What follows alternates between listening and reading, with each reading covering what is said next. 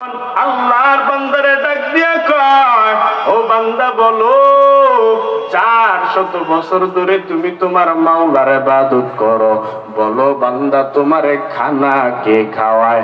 বলে আল্লাহ খাওয়ায়। বলে 400 বছর ধরে ইবাদত করো, তোমারে বুঝি আল্লাহ খানা খাওয়ায়?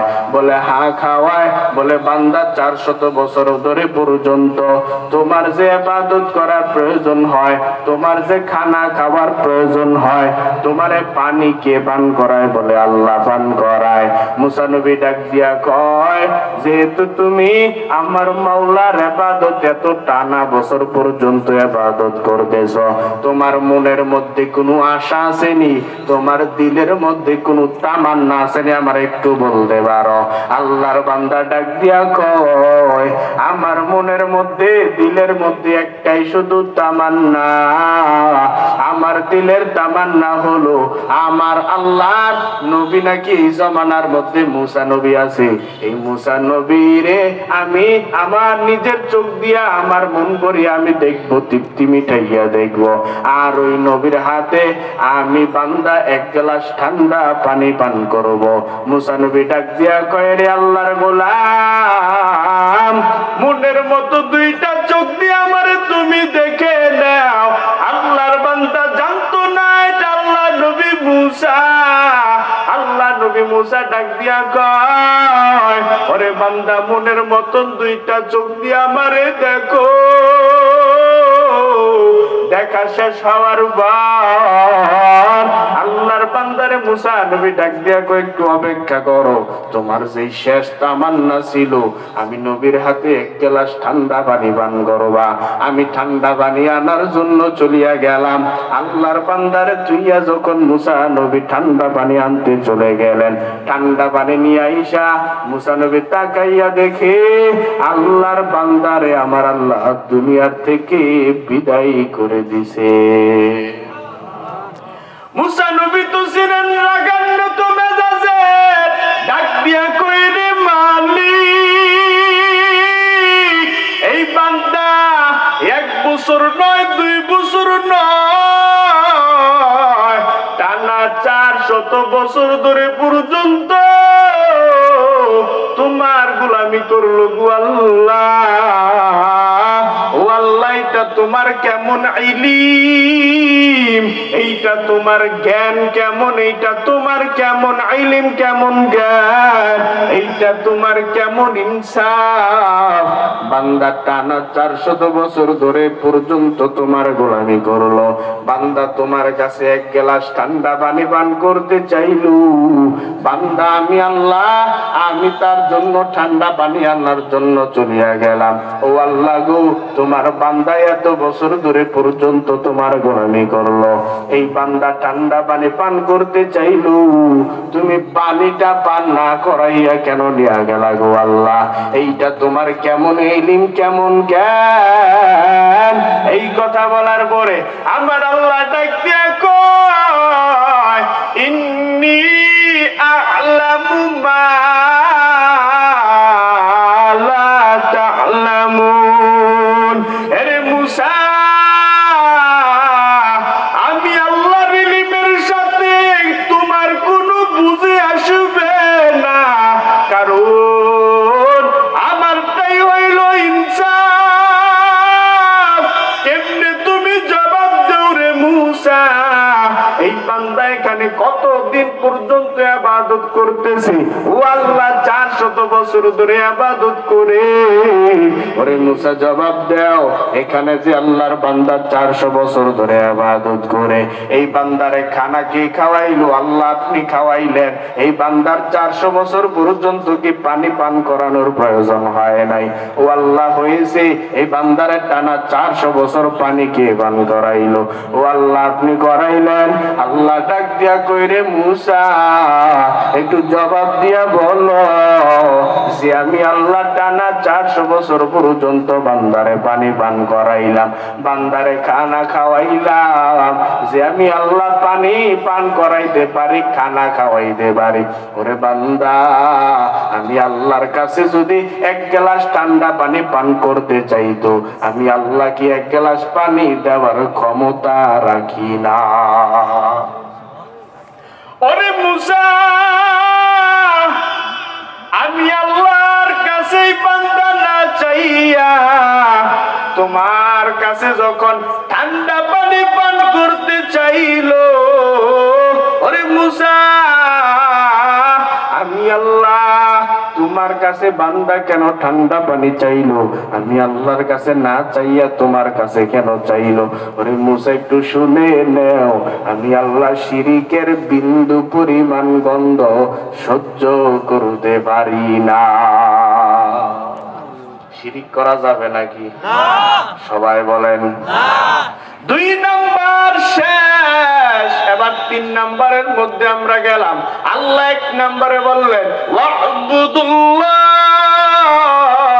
আমি আল্লাহ বান্দাদের উপর হক লাগাইয়া দিলাম, বান্দা দুনিয়াতে থাইকা আমি আল্লাহর ইবাদত করবি। 2 নাম্বার ওয়ালা তুশরিকু বিহি শাইআ, আমি আল্লাহর ইবাদত করতে গিয়া বান্দা কোনো তুমি শিরকের গুনার মধ্যে যাইতে পারবা না, শিরিক করতে পারবা না। 3 নাম্বার আমি আল্লাহ বান্দা তোমাদেরকে জানাইয়া দিলাম, শুধু বান্দা আমি আল্লাহর ইবাদত করলে হবে না, আমি আল্লাহর নামাজ পড়লে রোজা রাখলে হজ করলেই শুধু হয়ে যাবে না, আমি আল্লাহ দুনিয়াতে তোমার হক লাগাইয়া দিলাম, আমি আল্লাহ তোমার 3 নাম্বারে জানাইয়া দিলাম ওয়াবিল ওয়ালিদাইনি ইহসানা, আমি আল্লাহ 3 নাম্বারে লাগাইলাম ও সন্তানের দল, দুনিয়াতে তুমি তোমার মা বাবার হক পরিপূর্ণভাবে আদায় করবা। কয় নাম্বার? সবাই বলেন। আপনাদের যদি বারবার এমনি বলা লাগে কেমনি হইব কোন? আমার জবান দিয়ে কি কথা বাইর করাতে পারবেন? এই তামাম দুনিয়ার জ্যাম ঠেলতে ঠেলতে আর পরে আমরা কেন উপস্থিত হইছি? আপনারা ওখানে যদি নিজেরা চুপ করে দেন, আমি তো এমনি যাবো। আল্লাহ কবুল করেন, বলেন আমিন। আরো জোরে বলেন আমিন। এই আওয়াজটা সবসময় রাখবেন। কয়টা বললাম? 3 নাম্বার আল্লাহ বলতেছেন ওয়াবিল ওয়ালিদাইনি ইহসানা, আমি আল্লাহর ইবাদত করলেই শুধু হবে না, আমি আল্লাহ তোমার 3 নাম্বারে লাগাইয়া দিলাম ও সন্তানের দল, দুনিয়াতে থাইকা তুমি তোমার মা বাবার হক আদায় করবা, তুমি তোমার মা বাবার সাথে ভালো ব্যবহার করবা। ওরে বান্দা, যেই সন্তানেরা মায়ের সাথে খারাপ আচরণ করে, মা বাবার খেদমত করতে চায় না, মা বাবার সাথে ভালো আচরণ করতে চায় না, একটু চিন্তা করিয়া দেখবেন সমাজের মধ্যে অনেক সন্তানগুলা দেখা যায় মা বাবা যখন বৃদ্ধ হয়ে যায়, মা এখন বৃদ্ধ হয়ে গেছে, নিজের শরীরের মধ্যে কোনো শক্তি নাই, মা এতটাই যে দুর্বল, বিছানার মধ্যে ময়লা করিয়া ফেলায়। সন্তান এখন বিবাহ শাদী করলো, তার পুত্র বধূরে সুন্দর কইরা মা আইনা দিল, এখন মা বৃদ্ধ হয়ে গেল, নিজে চলাচল করতে পারে না, একটু দুর্বল হয়ে আছে। ওরে কিছু কুলাঙ্গার সন্তান সমাজের মধ্যে আছে, স্ত্রীর কথা শুনিয়া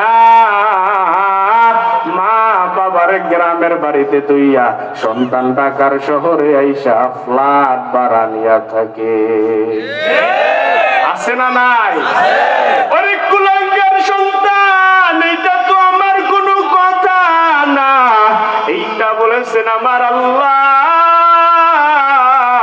দুনিয়াতে থাইকা যদি মুসলমান হইয়া থাকো, আল্লাহর কোরআনটা যদি মানতে চাও, আল্লাহর কোরআন কি বলতেছে শুনিয়া নাও, তুমি তোমার মা বাবার হক পরিপূর্ণভাবে আদায় করবা, তুমি তোমার বাবার হক আদায় করবা, তুমি তোমার মায়ের হক আদায় করবা। আমি আল্লাহ 1 নাম্বারে তোমার উপর হক চাপাইয়া দিলাম, আমি আল্লাহর ইবাদত। 2 নাম্বার একবার ওয়ালা তুশরিকু বিহি শাইআ, শিরিক মুক্ত ইবাদত করা লাগবে। শুধু শিরিক মুক্ত ইবাদত করলেই হবে না রে বান্দা, তুমি যদি তোমার মা বাবার হক পরিপূর্ণভাবে আদায় না করো, তুমি যদি তোমার মা বাবার হক পরিপূর্ণভাবে তুমি আদায় না করো, ওরে বান্দা তুমি কিয়ামত পর্যন্ত শিরিক মুক্ত ইবাদত করতে পারবা।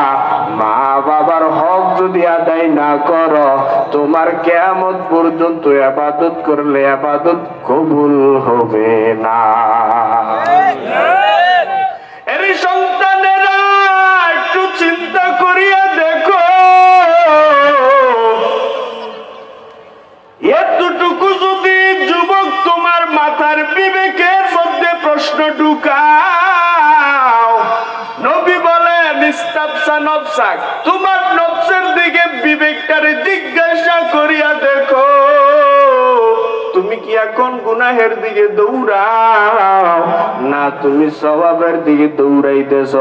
যদি এতটুকু একটু চিন্তা করিয়া দেখতে পারো রে বান্দা, ওরে যুবকরা যদি এতটুকু চিন্তা করে যে যেই মায়ের সাথে আজকে ফ্রি ফায়ার খেলার জন্য মায়ের সাথে টাকা চাইলে মা টাকা দেয় না, মায়ের সাথে বেয়াদবি করতেছে, মেয়েদের ফান্দে পড়িয়া বাবার সাথে বেয়াদবি করে মায়ের সাথে বেয়াদবি করতেছে, ওরে যুবক যদি এতটুকু মাথার মধ্যে চিন্তা করতে পারো, আর যদি নিজের বিবেকটারে জিজ্ঞাসা করো, রে বিবেক একটু বল, ছোট্টবেলা যখন আমি আমার মায়ের মা বলে ডাক দিতে পারলাম না, আমার মা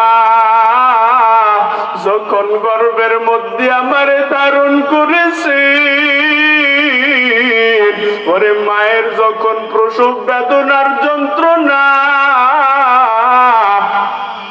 এত পর্যন্ত মা গর্ভের মধ্যে ধারণ করলেন, পুরুষের আমার আল্লাহ বিধান দিয়া দিছে, যেই পুরুষ কোরআনের তেলাওয়াত করবে বাহিরের মানুষ যদি শুনতে পায় বরঞ্চ সওয়াব হয়ে যাবে। কিন্তু আমার আল্লাহ মাদের কি এমন পরিমাণে বিধান না গাইয়া দিলেন, ওরে মায়েরা যদি কোরআনের তেলাওয়াত করে, যদি বাহিরের মধ্যে কণ্ঠটা যদি কোনো বেগানা পুরুষ শুনতে পায়, মায়ের কণ্ঠতে কোরআনের তেলাওয়াত করবে ঠিক, কিন্তু সওয়াব হবে না, বরঞ্চ গুনাহ হয়ে যাবে। কিন্তু তোমার আমার মা যখন আপনার আমার প্রসব বেদনার সময় মা এমন জোরে চিৎকার দিয়েছে, ওরে মা একটু চিন্তা করে নাই বাহিরে কোন বেগানা শুনবে কি শুনবে না, মা একটা বারের জন্য চিন্তা করে নাই, ওরে কত হসপিটালের মধ্যে যাইয়া দেখবি, একেবারে বাস্তব একটা কথা যদি শুনো, আমাদের কুমিল্লা হসপিটালের মধ্যে মা যখন সন্তান প্রসব করবে, যখন সিজারের সময় হয়ে গেল, অপারেশন থিয়েটারে নিয়ে গেল, হসপিটালের মধ্যে ডাক্তাররা পরামর্শ কইরা দেখে, মায়ের সামনে আইসা ডাক দিয়া কয়েক গার্ডিয়ানদেরকে ডাক দিয়া বলতেছে, আপনাদের যেই রুগীটা আনছেন এই রুগীরে যদি বাঁচাইতে চান, অথচ রুগীরে বাঁচাইতে পারবেন না, হয় বাচ্চা বাঁচাইতে পারবেন, এবার আপনারা চিন্তা করেন সন্তানরে বাঁচাইবেন নাকি মায়েরে বাঁচাইবেন? এই কথা বলার পরে সবাই একটু চিন্তা কইরা বলতেছে, গাছ যদি ভালো থাকে পরিপূর্ণ সুস্থ থাকে ভবিষ্যতে আবার ফল আসবে, কিন্তু মায়েরে বাঁচানো লাগবে, সন্তান চলিয়া যাক তবে আপনি মায়েরে বাঁচান। এই কথাটা যখন মায়ের কানের মধ্যে শুনতে পাইলেন, মা তার স্বামীরে ডাক দিয়া কয়, স্বামী আমার, আমি তো বহুদিন পর্যন্ত দুনিয়ার রং তামাশা দেখেছি, ও স্বামী আমার, আপনি আমার কাছে একটু ওয়াদা করেন, আমার এই দুনিয়াতে নিষ্পাপ এখনো শিশু বাচ্চাটা আসে নাই, ও স্বামী আমার, আপনি একটু আমার সাথে ওয়াদা করেন, আমার যেই পেটের মধ্যে সন্তানটা আসে, আমি মরিয়া যাই, আমার কোনো দুঃখ নাই। আমি তো দুনিয়ার রং তামাশা বহুদিন পর্যন্ত ভোগ করলাম। ও স্বামী আমার, আমি মরিয়া গেলে কোনো দুঃখ নাই, কিন্তু আমার সন্তানটা যেন দুনিয়াতে আইসে একটু দুনিয়ার রং তামাশা দেখা যায়, দুনিয়ার নাচ নেয়ামত যেন খাইয়া যায়।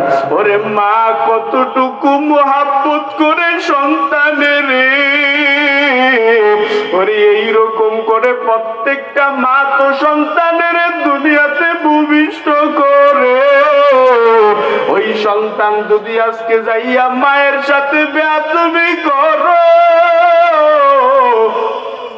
ওই বাবার সাথে যদি বেয়াদবি করো, আল্লাহর কসম জিন্দেগি ভর পর্যন্ত যতগুলো ইবাদত করবা, মায়ের সাথে যদি বিন্দু পরিমাণ মায়ের কলিজায় দুঃখ দিয়া কথা কও, জীবন ভর পর্যন্ত যত আমল করবা সব আমল করবা। ওই মা কেমন তোমার আমার আপন, একটু যদি বুঝাই রে বাবা, মা কেমন আপন ছিলেন। যুবকরা যদি এটুকু চিন্তা করে যে ছোট্টবেলা যখন মা ঠান্ডার সময় নিয়ে বিছানার মধ্যে ঘুম পাড়াইতেন, আমরা যখন প্রস্রাব করিয়া দিতাম বিছানার মধ্যে, মা কত ভালোবাসতেন। মা সন্তানের প্রস্রাবের ঠান্ডা জায়গায় সন্তানের ঠান্ডা লাগবে এই বিধায় মা ডান পার্শ্বে যদি আমরা প্রস্রাব করিয়া দিতাম, মা সন্তানটারে সুন্দর করিয়া বাম পার্শ্বের মধ্যে নিয়ে ঘুম পাড়াইতেন। আবার যখন আমরা বাম পাশের মধ্যে প্রস্রাব করিয়া দিতাম, মা ডান পাশের মধ্যে ভিজার মধ্যে রাখে নাই, বাম পাশের মধ্যেও মা ভিজার মধ্যে রাখে নাই, বরঞ্চ মা দোনো জায়গায় ভিজা ঠান্ডা পানি মা কোনো জায়গায় রাখে নাই। মা আপনারে আমারে মায়ের নিজের বুকের মধ্যে নিয়া নিয়া ঘুম পাড়াইছে। আর ওই মায়ের সাথে যারা বেয়াদবি করো, পরে যদি বেয়াদবি করিয়াও থাকো, আজকে যাইয়া মায়ের পা জড়াইয়া বলবি গো মা, আজকে তো নিজের আমার ভুলটা আমি বুঝতে পেরেছি রে মা, তুমি আমারে মাফ করিয়া দাও, তওবা কর। এখনো পর্যন্ত আমার আল্লাহ তোর তওবার দরজা খোলা রাখছে। ওরে আমার আল্লাহ বিধান দিয়েছে মায়ের হক আদায় করবি, মায়ের মনের মধ্যে কষ্ট দেওয়া যাবে না, মায়ের সাথে ভালো আচরণ করবা, বাবার সাথে ভালো আচরণ করবা। ওরে মা দুনিয়াতে আমারে কত কষ্ট কইরা আনছে, এতটুকু যদি যুবক চিন্তা করে, যুবকরা কোনোদিন মায়ের সাথে বেয়াদবি করতে পারে না, ঠিক নেই? জীবনের মূল কষ্ট মায়ের প্রসব বেদনা, সাত আসমান সাত জমিন তখন মায়েরই মাথায়। খারাপ লাগে? জীবনের মূল কষ্ট মায়ের প্রসব বেদনা, সাত আসমান সাত জমিন তখন মায়েরই মাথায়।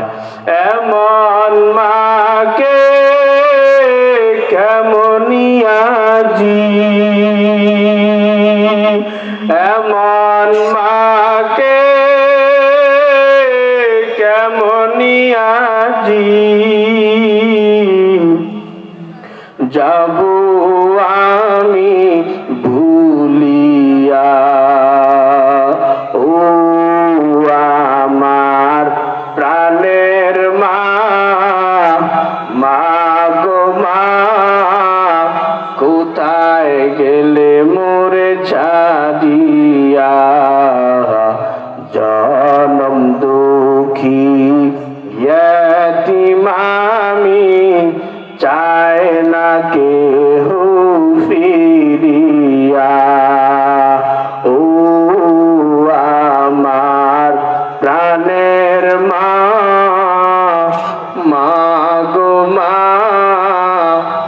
কোথায় গেলে মোরে ছাড়িয়া, জনম দুঃখী ইয়তীম আমি, চায় না কেহ ফিরিয়া।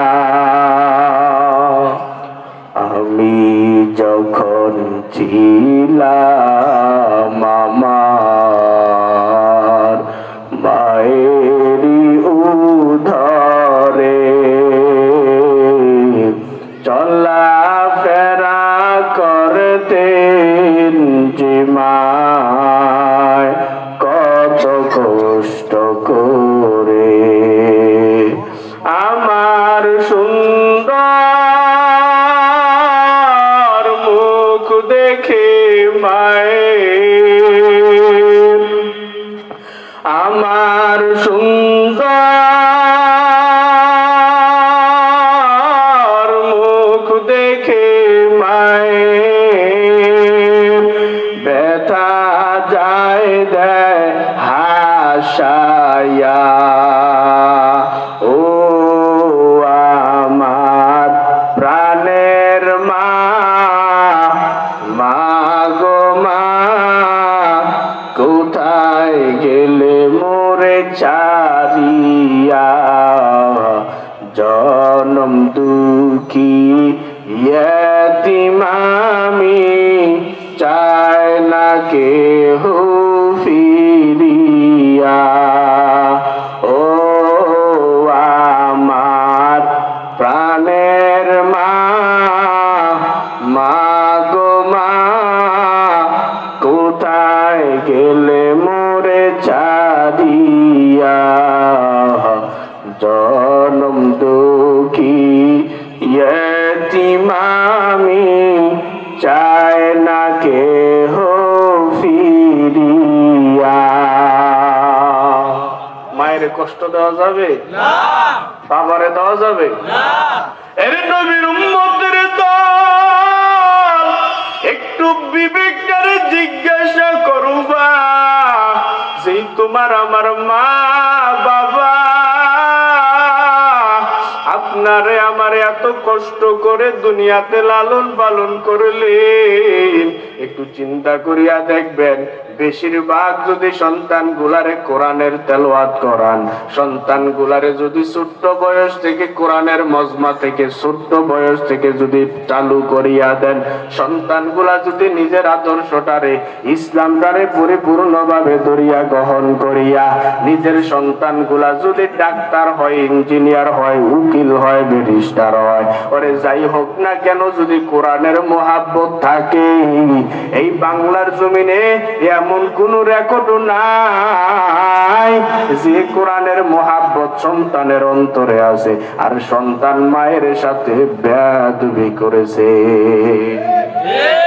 কিন্তু বহু লক্ষ লক্ষ ঘটনা এই বাংলার জমিনে ঘটতেছে, সন্তানের অন্তরে কোরআনের কোন চিহ্ন নাই, ইসলামের কোন মান্যগণ্য নাই, সন্তান গুমরাহের দিকে দৌড়ায়, নাচ গানের পাল্লায় দৌড়ায়, মায়ের কোনো খবর নাই, বাবার কোনো খবর নাই। বাংলার জমিনে অনেক আছে। বান্দা একটু নিজে চিন্তা করিয়া দেখবা, এই বিধানটা কিন্তু আমি বলি নাই, এই কথা কিন্তু আমার না, আমার বাবার না, আমার দাদার না, এই বিধান দিয়েছে একমাত্র কে? কয়টা বললাম? 3 নম্বরে তো আল্লাহ মায়ের কথা বললেন, বাবার কথা বলেছেন। 4 নাম্বার আল্লাহ কোরআনের মধ্যে বললেন ওয়াবিদিল কুরবা, আমি আল্লাহ শুধু মায়ের হক দিয়া বান্দা তোমারে ক্ষান্ত করে দেই না, আমি আল্লাহ তোমারে 4 নম্বরে লাগাইয়া দিলাম বান্দা তুমি তোমার আমি আল্লাহর ইবাদত করবা 1 নাম্বার। 2 নম্বরে তুমি বান্দা শিরকের গুনাহ করবা না। 3 নম্বরে মা বাবার হক আদায় করবা।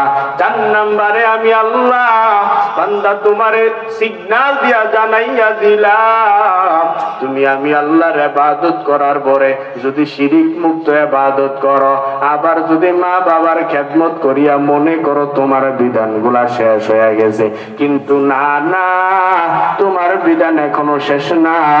আমি আল্লাহ তোমারে বান্দা হিসাবে তোমারে আমি আল্লাহ আরেকটা বিধান লাগাইয়া দিলাম।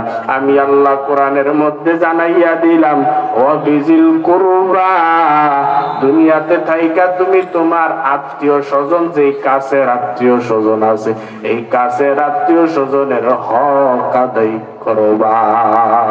কয়টা হইলো? চারটা। কাছের আত্মীয় স্বজনের কথা মুফাসসিরিনে কেরাম বলেন, 4 নম্বরে যে প্রথম ওয়াবিদিল কুরবা, যেই কাছের আত্মীয় স্বজন আছে, বলে সন্তানাদি ভাই বোন ফ্যামিলির যেই মানুষগুলো আছে তাদের হক বান্দা তুমি আদায় করবা। এটা হলো 4 নাম্বার। সংক্ষিপ্ত ভাবে সামনে আগাই, আল্লাহ 5 নাম্বারের মধ্যে জানাইয়া দিলেন। 4 নাম্বারে তো আত্মীয় স্বজনের বললাম, 5 নাম্বারে আল্লাহ বলেন ওয়ালিয়াতামা, ইয়েতিমের হক বান্দা তুমি পরিপূর্ণভাবে আদায় করবা।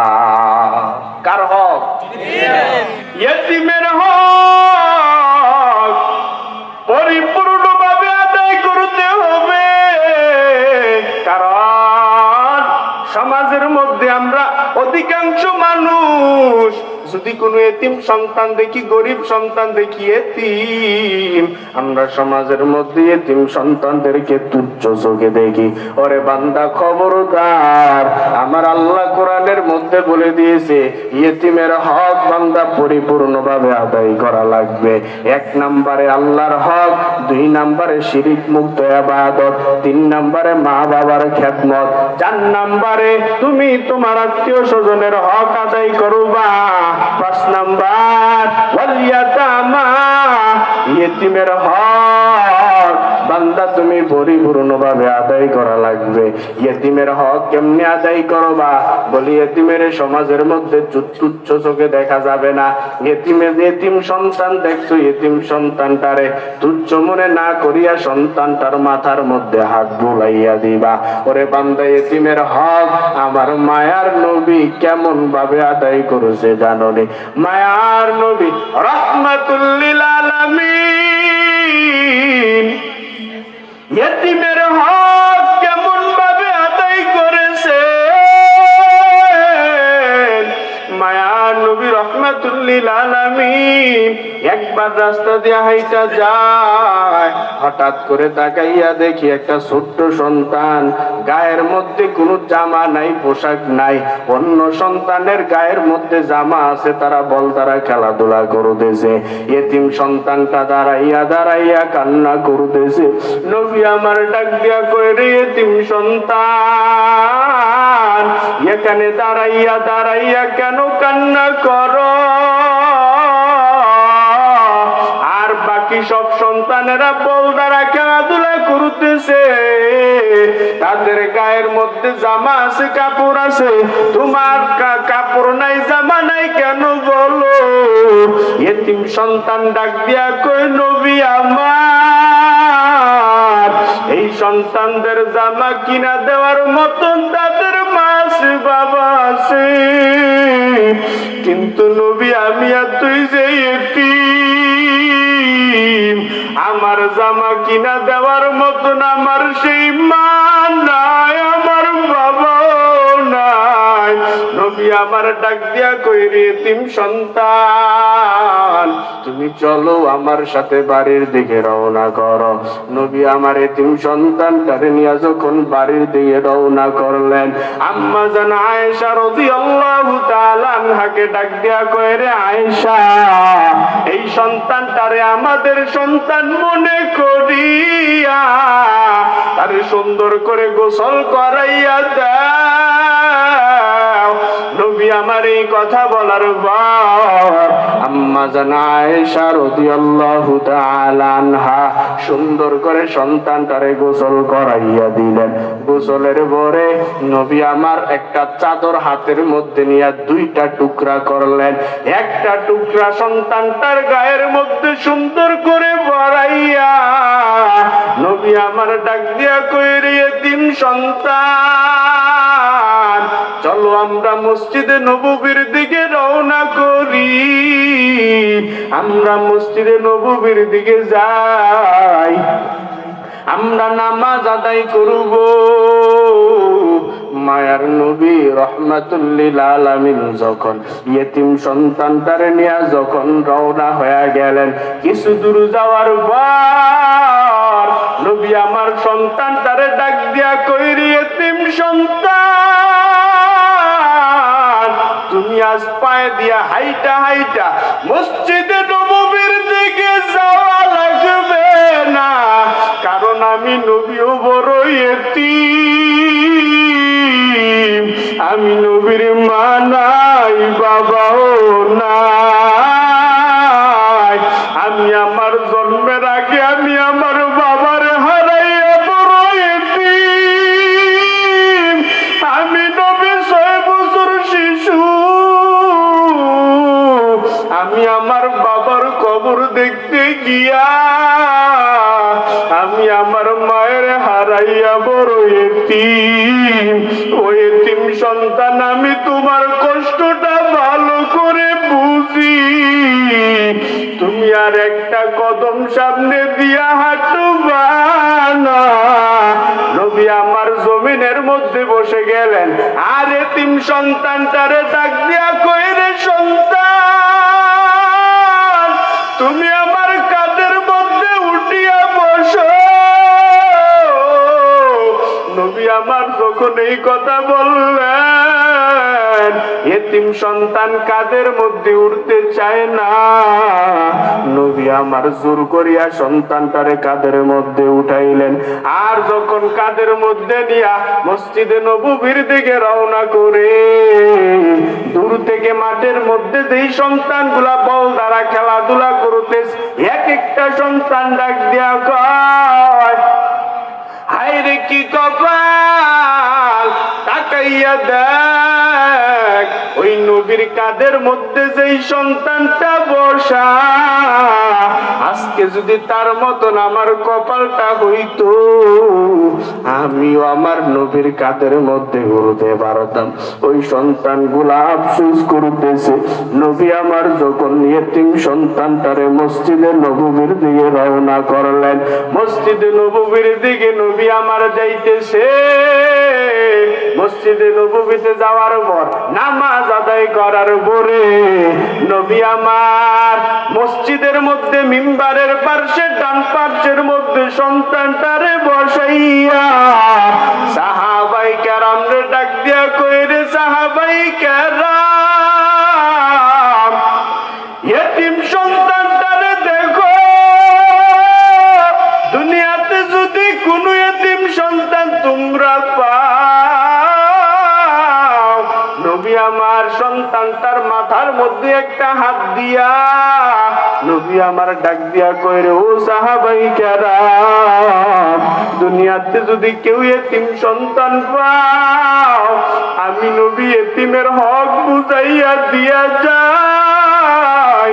এইভাবে নবী আমার হাতরা সন্তানটার মাথার মধ্যে রাইখা ডাক দিয়া কইরে, সাহাবাই কেরাম, তোমরা যদি দুনিয়াতে কোনো ইয়েতিম সন্তান পাও, আর ইয়েতিমের মাথায় যদি তোমরা এইভাবে একটা হাত বুলাইয়া দাও, আমি নবী বলি দিয়া যাই, ইয়েতিমের মাথার নিচে, তোমার হাতের নিচে ইয়েতিমের মাথায় যেই পরিমাণ চুল থাকবে, আমার আল্লাহ ওই পরিমাণ নেক আমল তোমার জিন্দেগির মধ্যে দান করে দিবে।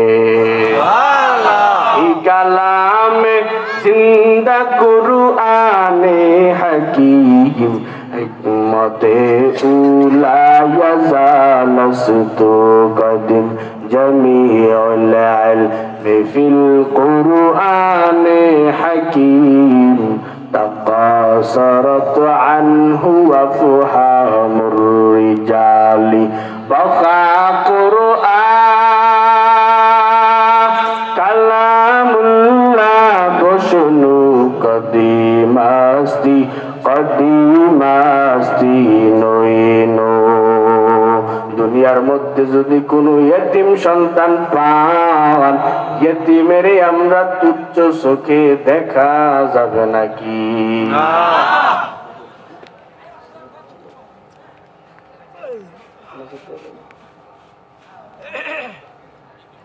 আর কি সামনে আগামো ইনশাআল্লাহ। আগাইতে গেলে আবার নামাজটা ছেড়ে দেন, আগে কিন্তু কইয়া লইছি।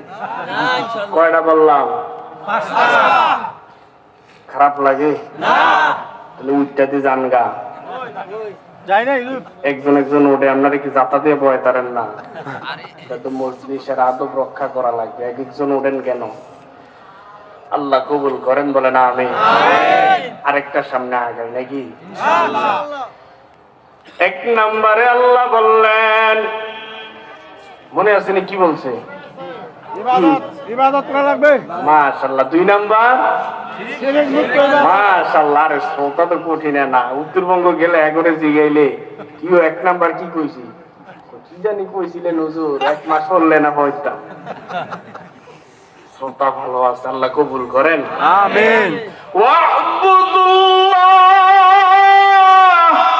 ওয়ালা তুশরিকু বিহি শাইআ ওয়া ফিল ওয়ালিদাইনি ইহসানা ওয়া বিদিল কুরবা ওয়াল ইয়াতামা। এই 5টা যে হকের কথা আল্লাহ বললেন, ওয়াল ইয়াতামা, ইয়েতিমের হক পরিপূর্ণভাবে আদায় করা লাগবে। 6 নম্বরে আল্লাহ বলেন, ওয়াল মাসাকিন। দুনিয়ার মধ্যে আমরা যে বান্দা গরম ভাব দেখাইয়া চলতেছি, একটু বাহাদুরিয়া করিয়া চলতেছি, একটু চিন্তা করিয়া দেখেন, আল্লাহ আমাদেরকে এত সুন্দর হাত দিলেন, এত সুন্দর চক্ষু দান করলেন, এত সুন্দর জবান দান করলেন, এত সুন্দর 2টা পা আমার আল্লাহ আমাদেরকে দান করলেন। ওরে মুসলমান, একটু নিজের বিবেক দিয়া চিন্তা করবা, আল্লাহ যে হাত দান করলেন, চক্ষু দান করলেন, এই চোখের শুকরিয়া কি আদায় করলাম, হাতের শুকরিয়া কি আদায় করলাম? আল্লাহ তো 6 নাম্বারের মধ্যে বললেন, ওয়াল মাসাকিন। আমি আল্লাহর 1 নাম্বার হলো আমি আল্লাহর হক, 2 নাম্বার শিরিক করবা না, 3 নাম্বার মা বাবার খেদমত করবা, মা বাবার সাথে খারাপ আচরণ করবা না, 4 নাম্বার ওয়াবিদিল কুরবা, আত্মীয় স্বজনের হক আদায় করবা, 5 নাম্বার ওয়াল ইয়াতামা, ইয়েতিমের হক তুমি আদায় করবা। শুধু ইয়েতিমের হক আদায় করিয়া, এই হকগুলো আদায় করিয়া বান্দা শেষ হয়ে যাবে না, আমি আল্লাহ কিন্তু 6 নাম্বারের মধ্যেও লাগাইয়া দিলাম। ওরে বান্দা 5টা আদায় করবা, আবার যদি 6 নাম্বারটা আদায় না করো, ওরে একটা হক যদি ছাড়িয়া দাও, ওরে তোর 5টা হক পর্যন্ত বরবাদ হয়ে যাবে। কারণ আমার আল্লাহ বলেন, কোরআনটা এমন ভাবে আমি আল্লাহ তোমাদেরকে দিয়া দিলাম, বুঝার দরকার, ইলম শিক্ষা করা দরকার, জ্ঞান শিক্ষা করা দরকার। একটু চিন্তা করিয়া বলবেন, এখন যে আমরা কোরআনটা শিখতে পারলাম না, আমরা যে ইলমটা শিখতে পারলাম না, আমাদের সন্তানগুলারে কোরআন শিক্ষা করার দরকার আছে না নাই? কেন আছে একটু সামনে বুঝতে পারবেন। কারণ 5টা আদায় করবা, যদি আরেকটা আদায় না করো, হক আদায় করা হবে না। আল্লাহ তো কেন বললেন, বলি ইসলামের মধ্যে ঢুকুবা, পরিপূর্ণভাবে ঢুকো। আল্লাহ কোরআনের মধ্যে বললেন, ইয়া আইয়ুহাল্লাযীনা আমানু উদখুল ফিস সিলমি কাফা। এ দুনিয়ার মুমিনের দল, ইসলামের মধ্যে ঢুকুবা, পরিপূর্ণভাবে ঢুকিয়া যাও। একটা পা ইসলামের মধ্যে দিবা, আর একটা পা বাহিরে রাখবা, বান্দা কখনো হবে না। 1 ওয়াক্ত নামাজ পড়বা, আর 1 ওয়াক্ত পড়বা না, হবে না। এইটা আমি আল্লাহর বিধান না। ফজর পড়বা, জোহর পড়বা না, আমি আল্লাহর বিধান না। জোহর পড়বা, আসর পড়বা না, মাগরিব পড়বা, ঈশা পড়বা না। এইরকম করে কিন্তু ইসলামের বিধানটা চলবে না। বান্দা পরিপূর্ণভাবে ইসলামের জান্নাতের মধ্যে ঢুকার কথা আল্লাহ বললেন। বলে যেই 5টার কথা বললাম শুধু 5টা মানলে হবে না, আল্লাহ আবারও সিগন্যাল দিতেছেন। 6 নাম্বারের মধ্যে বললেন ওয়াল মাসাকিন, দুনিয়াতে আমি আল্লাহ বহুত মানুষের টাকা দিয়েছি, আবার আমি আল্লাহ মিসকিনও বানাইছি। খবরদার, মিসকিনের হক বান্দা তুমি পরিপূর্ণভাবে আদায় করবা। ওরে বান্দা, যদি মিসকিনের টাকা থাকতো, যদি গরিবের টাকা থাকতো, ফকিরের যদি টাকা থাকতো, কোনদিন ফকির আইসা বড় লোকের সামনে হাত বাড়াইতো নি, কোনদিনও বাড়াইতো না। কারণ আল্লাহ তো বললেন ওয়া আম্মাস-সাইলা ফালা তানহার, খবরদার সায়েলের ধমক দিবি না, সায়েলের ফিরাইয়া দিবি না। আমি আল্লাহ নামে যারা চাইবে তাদেরকে খালি ফিরানো যাবে না। একটু উদাহরণ স্বরূপ আপনাদেরকে ছোট্ট করে বুঝাইয়া দেয়া যায়, একটু ভালো করে বুঝবেন। মাঝে মধ্যে আমরা সায়েল কারা জানেননি, ভিক্ষুক কারা, সঠিক ভিক্ষুক কারা। ঠিক মতন বান্দা খানা খাইতে পারে না, ঠিক মতন চলাফেরা করতে পারে না, ওরে সাধারণ একটা জিন্দেগি কাটায়। বউজিফুট নিয়ে কত কষ্ট করিয়া বান্দা গুলা চলাফেরা করে। একটু ছোট্ট করে যদি বলি ভালোভাবে বুঝতে পারবেন। সাধারণ ভাবে আপনাদেরকে বলিয়া দেয়া যায়, আল্লাহ যে বললেন মিসকিনের হক পরিপূর্ণভাবে আদায় করবা। মাঝে মধ্যে আমরা কোন জায়গায় যাওয়ার সময় একটু তাকাইয়া দেখবেন, বাস স্ট্যান্ডের মধ্যে অনেক জায়গায় কত অন্ধ, 2টা চোখ নাই, কত ল্যাংরা বসে বসে কান্না করে, 2টা পা নাই, কত বান্দা হাত নাই, কত মিসকিনরা কান্না করে। ওরে বান্দা, তাদেরকে যদি আমরা খালি ফিরাইয়া দেই, একটু তাকাইয়া দেখবেন 2টা চোখ নাই, অন্ধ মানুষ। এই অন্ধ মানুষ সারাটা দিন পর্যন্ত বাস স্ট্যান্ডের মধ্যে বসিয়া বসিয়া কান্না করে। আর আমরা যখন যাই আমাদেরকে ডাক দিয়া কয়, ভাই যান, যাত্রা করে আপনারা কোথাও যাইতেছেন, আল্লাহর ওয়াস্তে আমারে কয়টা টাকা সাহায্য করিয়া যান, 2টা টাকা ভিক্ষা দিয়া যান। আপনারা সারা দিনে যা দিবেন তা দিয়ে আমি আমার জিফুত নিয়ে, আমার বউ নিয়ে আমি সংসারটা চালাইব, আমার ছেলে মেয়ে নিয়ে আমি থাকবো। ওর একটু চিন্তা করে দেখেন, আজকে বান্দার 2টা চোখ নাই, আমার আল্লাহ অন্ধ বানাইয়া পাঠাইলে, আমারেও তো আল্লাহ অন্ধ বানাইতে পারবেন, আপনারেও তো আমার আল্লাহ অন্ধ বানাইতে পারবেন। আমারে তো 2টা হাত আল্লাহ সুন্দর করে দিয়েছে, আপনারেও তো আমার আল্লাহ সুন্দর করে 2টা হাত দিয়েছে, আপনারে তো 2টা পা আমার আল্লাহ সুন্দর করে দিয়েছে, আপনারেও তো 2টা দিয়েছে। কিন্তু বান্দা এই পায়ের শুকরিয়া, হাতের শুকরিয়া করলাম না। 2টা চোখ আমার আল্লাহ তো সুন্দর করে বানাইলেন, 2টা চোখ দিলেন। বান্দা যদি অ্যাক্সিডেন্টের মধ্যে, যদি কোনো সময় বিপদের মধ্যে পড়িয়া একটা চোখ অন্ধ হইয়া যায়, আমার আল্লাহ একটু সুন্দরভাবে 2টা চোখ দিলেন। একটা চোখ যদি নষ্ট হয়ে যায়, আমার বান্দা যেন আর একটা চোখ দিয়া দেখতে পারে। ওরে বান্দা, এই চোখের শুকরিয়া আদায় করলা না, একটু চিন্তা করবে। ওই যে বাস স্ট্যান্ডের মধ্যে অন্ধ মানুষ বসে বসে কান্না করে, আর আপনার আমার কাছে হাত বাড়াইয়া সাহায্য চায়, ওরে তারে সায়েল রে খালি ফিরাইয়া দিও না। কারণ অন্ধ মানুষ সারাটা দিন আপনার আমার কাছ থেকে 2 টাকা, 5 টাকা, 10 টাকা করে ভিক্ষা নিয়া, ওরে কারো সাহায্য পাইয়া যখন রাত্রের বেলা বাড়ি যায়, ওরে বাড়ি যাওয়ার সময় সন্তানের জন্য 2 টাকা দিয়া 2টা চকলেট কিনা নিয়ে যায়। ওরে সন্তানের যাইয়া যদি 2টা চকলেট দেয়, মজা দেয়, সন্তানটা তার বাবারে জড়াইয়া চুমু খায় আর ডাক দিয়া কয়, আব্বু তুমি কত সুন্দর। আর অন্ধ ব্যক্তি নিজে নিজে ডাক দিয়া কয়, রে আসমানের মালিক,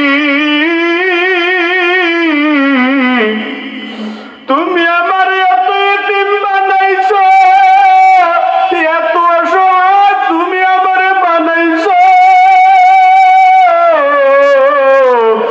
আজ আমার সন্তানটা আমারে চুমু খায় আর বলে আব্বু তুমি কত ভালো, তুমি কত সুন্দর। ও আল্লাহ, তুমি আমার দুইটা চোখ অন্ধ বানাইছো, তুমি আমার এত এতিম বানাইছো, আজ পর্যন্ত আমি দেখতে পারলাম না আমার সন্তান গুলা না জানি কতই না সুন্দর। ওরে বান্দা, এতটুকু বুঝেন, আল্লাহ দুইটা চোখ দিলেন শুকরিয়া আদায় করা লাগবে, আল্লাহ দুইটা হাত দিলেন শুকরিয়া আদায় করা লাগবে। আল্লাহ দুনিয়াতে এত সুন্দর করে জান মাল আপনার আমার চালাইতেছে। ওরে বান্দা, অন্য বোধে খরচ করবা না, একটু নিজের বিবেক দিয়া দিয়া বান্দা ভালোর দিকে আগাইয়া যাও। ওরে ভালোর দিকে যতদিন যাইবা ততদিন তোমার জীবন সুন্দর। আর যদি দুইটা রাস্তা যে আল্লাহ কোরআনের মধ্যে দিয়া দিলেন, একটা হলো জান্নাতের পথ, আরেকটা হলো জাহান্নামের দরজা। ফারিকুম ফিল জান্নাহ ওয়া ফারিকুম ফিস সাঈর। একটা হলো জান্নাতের পথ, আরেকটা হলো জাহান্নামের পথ। এবার তুমি বান্দা নিজের বিবেক দিয়া চিন্তা করবা, তুমি কি জান্নাতের দিকে যাইবা না জাহান্নামের দিকে যাইবা, সেটা তোমার নির্ণয় করা দরকার। অতএব নিজে কোরআন পড়া শিখো, নিজে আমল করা শিখো।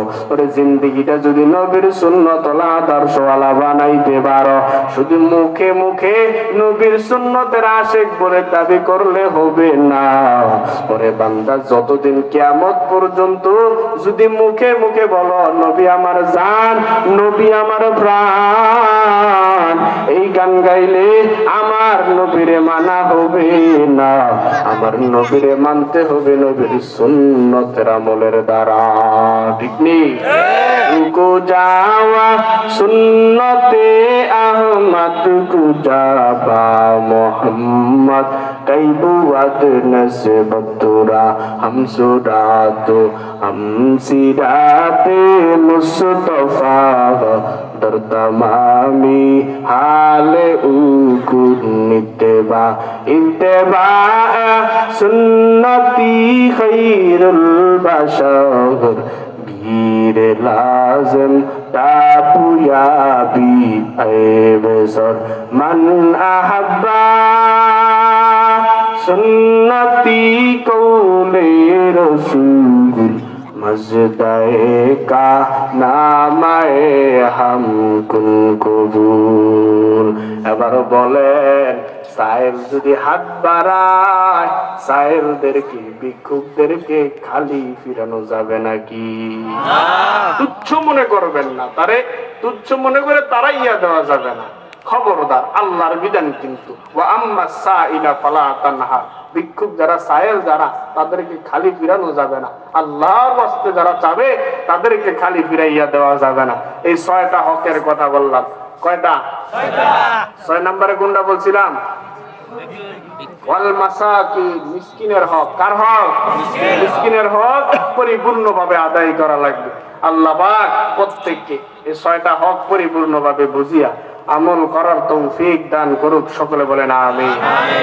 এবার আপনাদের কাছে আমি একটা কথা বলি, যদিও একটু কষ্ট হয়েছে মনে হয়। কষ্ট হয়েছে নি?